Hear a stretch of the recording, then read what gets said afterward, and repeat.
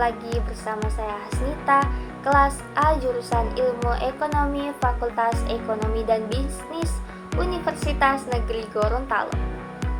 Baik, di sini saya akan membahas sedikit tentang saham syariah, obligasi syariah, dan reksadana syariah. Baik, yang pertama saham syariah, saya mengambil tiga saham syariah. Yang pertama PT Unilever Indonesia Tbk, yang kedua PT Era Jaya Swasembada Tbk, yang ketiga ada PT Jeva Confit Indonesia Tbk. Baik, yang pertama ada PT Unilever Indonesia Tbk. PT Unilever Indonesia Tbk adalah salah satu perusahaan fast moving consumer food terbesar di Indonesia yang telah beroperasi sejak 5 Desember 1933. Awalnya didirikan dengan nama Levers Fabriken NV. Perusahaan ini kemudian berganti nama menjadi PT Unilever Indonesia pada tahun 1980 dan resmi menjadi perusahaan publik pada tahun 1982 dengan mencatatkan sahamnya di Bursa Efek Indonesia. Baik, selanjutnya strategi dan transformasi bisnis. Unilever Indonesia tengah menjalani transformasi bisnis yang mencangkup restrukturisasi organisasi dan diversifikasi bisnis es krim. Langkah-langkah ini diambil untuk memperkuat posisi perusahaan di pasar dan mendorong pertumbuhan jangka panjang yang berkelanjutan. Baik, selanjutnya ada bidang usaha dan produk. Yang pertama, bidang usaha yaitu home and personal care, yaitu mencangkup produk-produk seperti sabun, sampo, pasta gigi, dan deterjen dengan merek-merek terkenal seperti Lifebuoy, Sunsilk, Pepsodent, dan Rinso. Yang kedua ada food and ice cream, meliputi produk makanan dan es krim dengan merek-merek seperti Bango, Royco, Walls, dan Blue Band. Perusahaan ini memiliki 9 pabrik yang berlokasi di Cikarang dan Rungkut, yang semuanya telah mendapat sertifikasi halal dari Majelis Ulama Indonesia atau MUI. Baik, selanjutnya ada kinerja keuangan saham. Pada tahun 2024, Unilever Indonesia mencatatkan penjualan bersih sebesar 35,1 triliun dan laba bersih sebesar 3,4 triliun. Namun, laba bersih tersebut mengalami penurunan sebesar 29,8% dibandingkan tahun sebelumnya, yang disebabkan oleh penurunan penjualan domestik serta biaya transformasi bisnis. Pada kuartal pertama tahun 2025, perusahaan melaporkan penjualan bersih sebesar 9,46 triliun dan laba bersih sebesar 1,23 triliun, yang berarti penurunan sebesar 14,6% secara tahunan. Harga saham UNVR mengalami penurunan signifikan dalam beberapa tahun terakhir. Pada awal Februari 2025, saham UNVR ditutup pada level Rp1.425, mencerminkan penurunan sebesar 24,4% sejak awal tahun. Baik, selanjutnya yang kedua ada PT Era Jaya Swasembada Tbk. PT Era Jaya Swasembada Tbk adalah perusahaan publik Indonesia yang bergerak di bidang distribusi dan retail perangkat elektronik konsumen, khususnya ponsel pintar, gadget, dan aksesori teknologi. Perusahaan ini merupakan salah satu distributor dan retailer terbesar untuk merek-merek ternama seperti Apple, Samsung, Xiaomi, Oppo, Vivo, dan lainnya di Indonesia. Baik, selanjutnya ada lini bisnis dan distribusi. Era Jaya mengoperasikan berbagai merek retail seperti Erafone, iBox, dan Urban Public. Perusahaan ini juga memiliki jaringan distribusi yang luas di seluruh Indonesia, termasuk toko fisik dan platform e-commerce. Selanjutnya ada kinerja keuangan. Sebagai perusahaan publik, laporan keuangan PT Era Jaya Swasembada Tbk dapat diakses melalui situs resmi Bursa Efek Indonesia atau situs resmi perusahaan. Kinerja keuangan perusahaan mencerminkan pertumbuhan yang stabil dalam beberapa tahun terakhir, didukung oleh peningkatan pemerintah perangkat elektronik dan ekspansi jaringan distribusi. Selanjutnya ada produk dan layanan. Era Jaya menawarkan berbagai produk teknologi konsumen, termasuk ponsel pintar dari berbagai merek ternama, aksesoris elektronik seperti earphone, charger, dan casing. Gadget lainnya seperti tablet dan wearable device, dan terakhir ada layanan purna jual dan dukungan teknis. Perusahaan ini juga menjadikan layanan pembiayaan dan asuransi untuk produk yang dijualnya, memberikan nilai tambahan bagi pelanggan. Dengan reputasi yang kuat dan jaringan reputasi yang luas, PT Era Jaya Swasembada Tbk terus menjadi pemain utama dalam industri distribusi dan retail perangkat elektronik di Indonesia. Baik, selanjutnya yang terakhir ada PT Java Konfit Indonesia Tbk, yaitu salah satu perusahaan agropangan terbesar di Indonesia yang berfokus pada produksi protein hewani berkualitas tinggi. Didirikan pada tahun 1971, perusahaan ini telah berkembang menjadi pemain utama dalam industri peternakan dan perikanan nasional. JPFA terdaftar di Bursa Efek Indonesia sejak tahun 1989 dengan kode saham JPFA. Perusahaan ini juga merupakan anak usaha dari Java Ltd, sebuah perusahaan multinasional yang berbasis di Singapura. Baik, selanjutnya ada bidang usaha dan produk. JPFA menjalani bisnis terintegrasi dari hulu ke hilir, mencangkup yang pertama produksi pakan ternak, yaitu menghasilkan pakan untuk unggas sapi, ikan, dan udang. Yang kedua ada peternakan unggas dan pembibitan ayam, menyediakan anak ayam umur sehari dan ayam pedaging. Yang ketiga ada budidaya pertanian, mengoperasikan 5 pabrik pakan udang dan ikan di seluruh Indonesia. Yang keempat ada pengolahan hasil peternakan, yaitu memproduksi daging ayam olahan dan produk turunannya. Yang terakhir ada peternakan sapi terpadu, mengelola peternakan sapi untuk memenuhi kebutuhan daging sapi nasional. Perusahaan ini juga dikenai sebagai penyediaan solusi total untuk industri unggas di Indonesia. Baik, selanjutnya ada kinerja keuangan. JPFA menunjukkan pertumbuhan kinerja yang signifikan dalam beberapa tahun terakhir. Ada tahun 2024, pendapatan sebesar 55,8 triliun, naik 9,03% dari tahun sebelumnya. Ada laba bersih sebesar 3,01 triliun, melonjak 224,71% dibandingkan tahun 2023. Selanjutnya ada kuartal 1 2025, ada laba bersih sebesar 680,41 miliar, meningkat 2,34% dari periode yang sama tahun sebelumnya.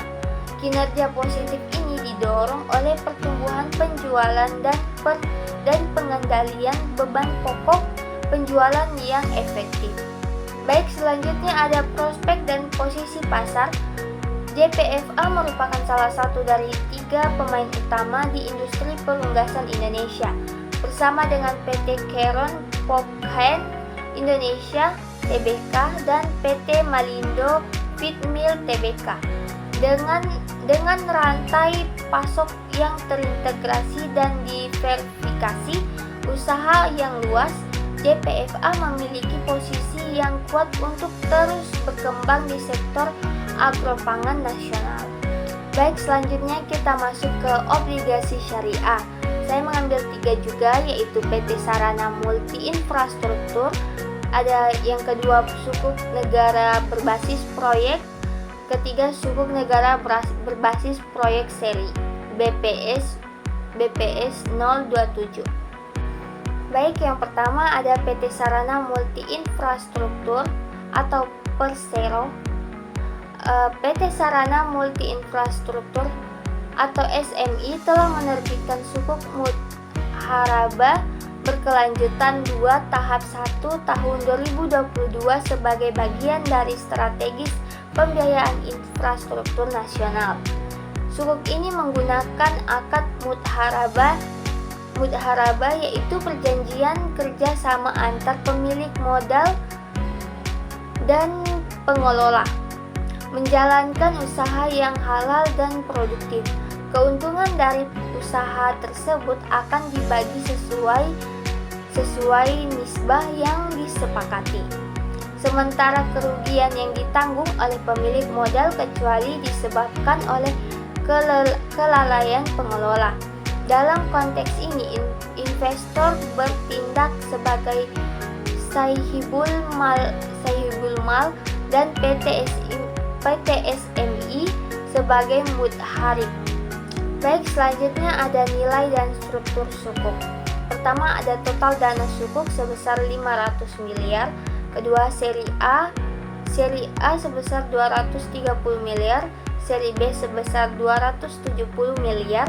Harga penawaran 100% dari nilai nominal. Peringkat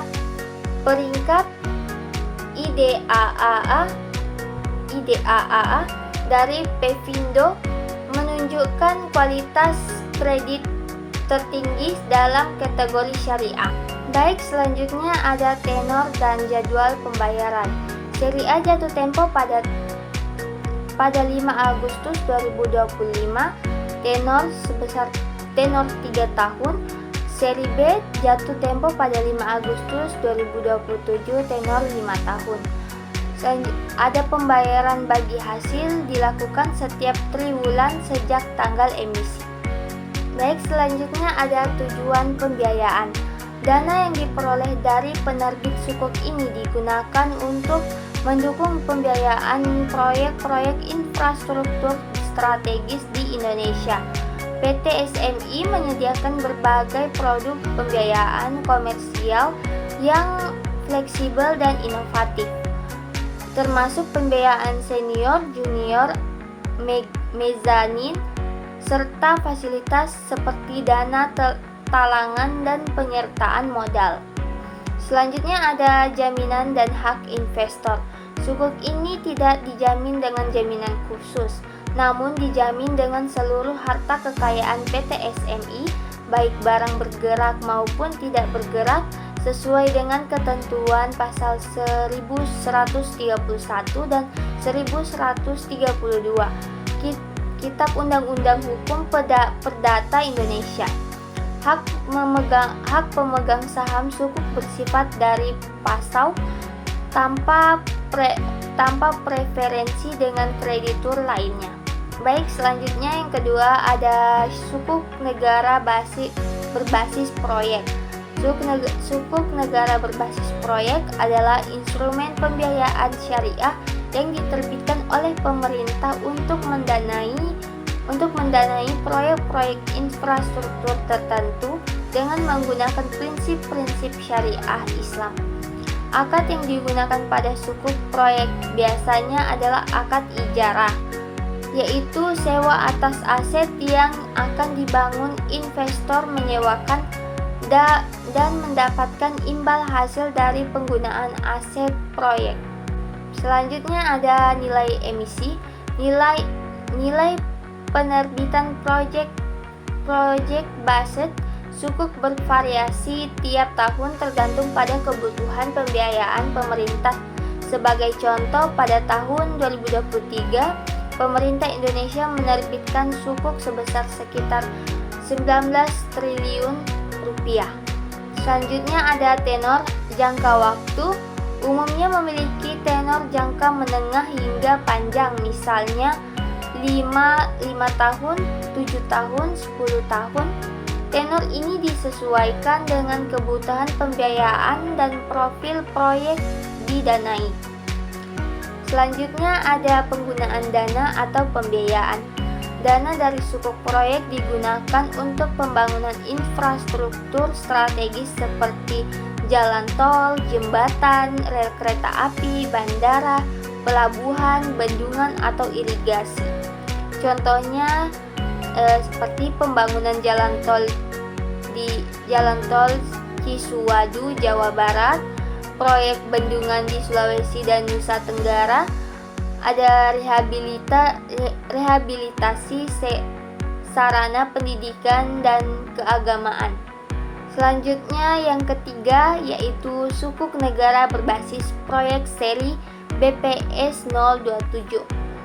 Sukuk negara berbasis proyek seri BPS 027 adalah salah satu dari surat berharga syariah negara SBSN yang diterbitkan oleh pemerintah Indonesia untuk membiayai proyek-proyek infrastruktur tertentu.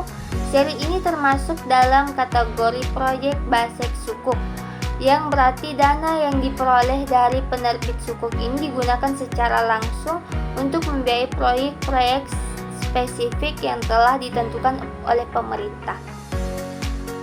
Selanjutnya ada karakteristik umum sukuk negara berbasis proyek. Akad yang pertama, akad yang digunakan sukuk ini menggunakan akad ijarah, di mana dana hasil penerbitan digunakan untuk memperoleh hak manfaat atas barang milik negara atau pengadaan proyek yang kemudian disewakan kembali kepada pemerintah. Imbal hasil bagi investor berasal dari pembayaran sewa tersebut. Yang kedua ada tenor jangka waktu. Tenor sukuk bervariasi umum antara 5 hingga 30 tahun. Sebagai contoh, BPS 003 memiliki jatuh tempo pada 15 Januari 2027, sementara BPS 033 jatuh tempo pada 15 Juni 2047. Yang ketiga ada imbal hasil. Investasi pada sukuk BPS memberikan kupon tetap yang dibayarkan setiap 6 bulan. Besaran kupon ditentukan saat penerbitan dan tetap selama masa berlaku sukuk. Yang keempat ada likuiditas. Likuiditas sukuk BPS dapat diperdagangkan di pasar sekunder, memungkinkan investor untuk menjualnya sebelum jatuh tempo jika diperlukan. Terakhir ada jaminan pemerintah.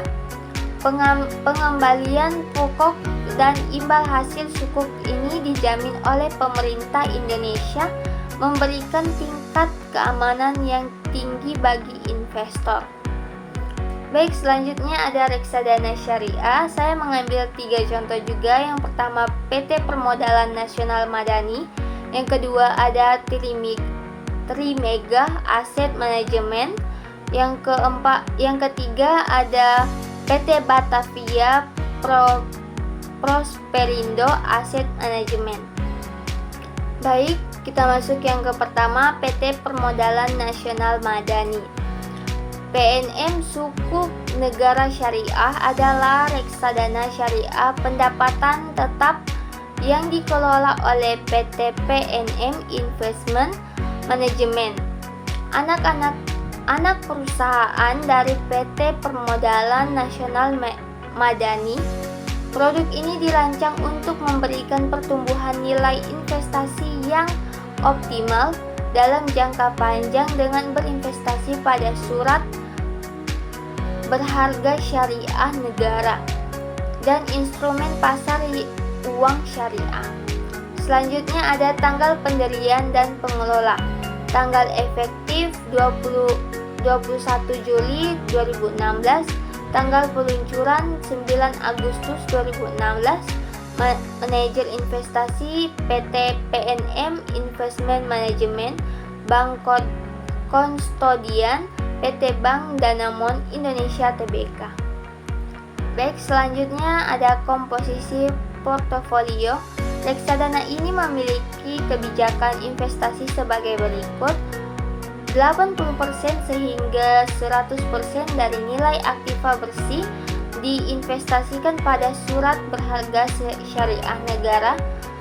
0% hingga 20% dari NAB diinvestasikan pada instrumen pasar uang syariah. Dengan komposisi ini, reksadana ini tidak berinvestasi pada saham sehingga tidak memiliki komposisi saham dalam portofolionya. Baik, selanjutnya ada tujuan dan penggunaan dana. PNM Sukuk Negara Syariah bertujuan untuk yang pertama memberikan tumbuhan nilai investasi yang optimal dalam jangka panjang. Yang kedua, menjadi alternatif investasi yang sesuai dengan prinsip-prinsip syariah Islam. Yang ketiga, ada dana yang dihimpun dari investor digunakan untuk membeli surat berharga syariah negara dan instrumen pasar uang syariah yang kemudian hasilnya dikembalikan pada investor dalam bentuk imbal hasil sesuai dengan prinsip syariah. Baik, selanjutnya kita masuk yang kedua, yaitu PT Trimega Asset Management atau TRIM. TRIM Syariah Saham adalah reksadana saham syariah yang dikelola oleh PT Trimega Asset Management, sebuah perusahaan manajer investasi yang berdiri sejak Januari 2011 dan merupakan anak perusahaan dari PT Trimega Sekuritas Indonesia Tbk. Selanjutnya ada tujuan investasi, mempertahankan nilai investasi awal dan memperoleh pertumbuhan nilai investasi berupa capital gain dan dividen yang optimal dalam jangka panjang sesuai dengan prinsip syariah di pasar modal. Baik, selanjutnya ada nilai aktiva bersih. Per 30 April 2025, informasi spesifik mengenai total nilai aktiva bersih NAB dan NAB per unit penyertaan mengalami pertumbuhan sejak peluncuran awalnya pada Rp1.000. Baik, selanjutnya ada kinerja sejak peluncuran. TRIM Syariah Saham telah menunjukkan pertumbuhan nilai sejak peluncurannya. Sebagai contoh, pada November 2019, NAB per unit mencapai Rp1.781,31, meningkat dari nilai awal sebesar Rp1.000. Hal ini menunjukkan bahwa reksadana ini telah memberikan keuntungan bagi investor sejak pertama kali diterbitkan. Baik, selanjutnya ada komposisi portofolio. Kebijakan investasi TRIM Syariah Saham adalah sebagai berikut. Saham syariah minimum 80% dan maksimum 100%. Efek bersifat utang syariah minimum 5% dan maksimum 20%. Instrumen pasar uang syariah minimum 0% dan maksimum 20%. Reksadana ini berinvestasi pada saham-saham big cap yang masuk dalam daftar efek syariah dan dikategorikan berisiko tinggi. Selanjutnya ada penggunaan dana. Dana yang dihimpun dari investor digunakan untuk berinvestasi pada saham syariah yang tercantum dalam daftar efek syariah yang ditetapkan oleh OJK dan pihak lain yang diakui oleh OJK. Tujuannya adalah untuk memperoleh pertumbuhan nilai investasi yang optimal dalam jangka panjang sesuai dengan prinsip syariah di pasar modal. Baik, kita masuk yang ketiga, yaitu PT Batavia Prosperindo Asset Management.